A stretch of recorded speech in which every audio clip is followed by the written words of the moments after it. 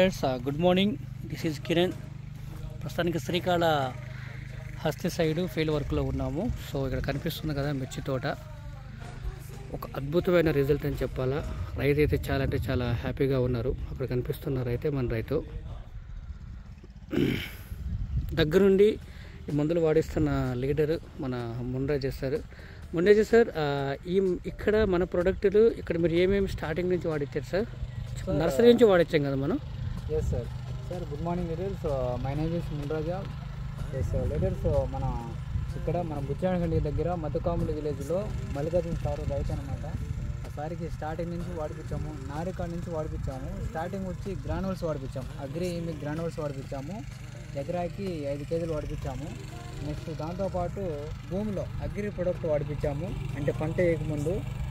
Results చూడండి, అసలు ఇప్పటికి సారు వాడి 2 months కంప్లీట్ అయిపోయింది. రిజల్ట్స్ చూడండి, కొమ్మలు కానీ ఏళ్ళు కానీ నెక్స్ట్ పిలకలు కానీ నెక్స్ట్ బాగుంది, తెగులు ఏం లేదు, నీట్గా ఉంది.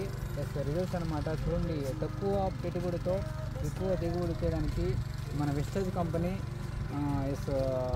మంచి మందులు ఇవ్వడం జరిగిందనమాట. రైతులు చాలా ఆనందంగా చాలా హ్యాపీగా ఉన్నారు. చూడండి రేట్స్, బయట మందులకి బయట కెమికల్ మందులకి మన మందులకి చాలా డిఫరెన్స్ ఉంది. చాలా హ్యాపీగా ఉందని చెప్పేసి రైతులు స్వయంగా చెప్తున్నారు. రిజల్ట్స్ చూడండి ఎలా ఉందో. ఎస్. ఎందుకంటే మేము దగ్గరుండి ఏదో ఒకసారి మందులు ఇచ్చేసామని కాకుండా, సో దగ్గరుండి మనం నర్సరీ నుంచి రైతు ఉన్నా లేకపోయినా విజిట్ చేసుకుంటూ ఏ టైంలో ఏ మందులు ఇవ్వాలి, ఏ విధంగా గుబుర రావడానికి, పూత రావడానికి, వచ్చిన పూత రాలకుండా ఉండటానికి, కాయ సైజు బాగా రావడానికి మనం మందులు ఇవ్వడం జరుగుతుంది.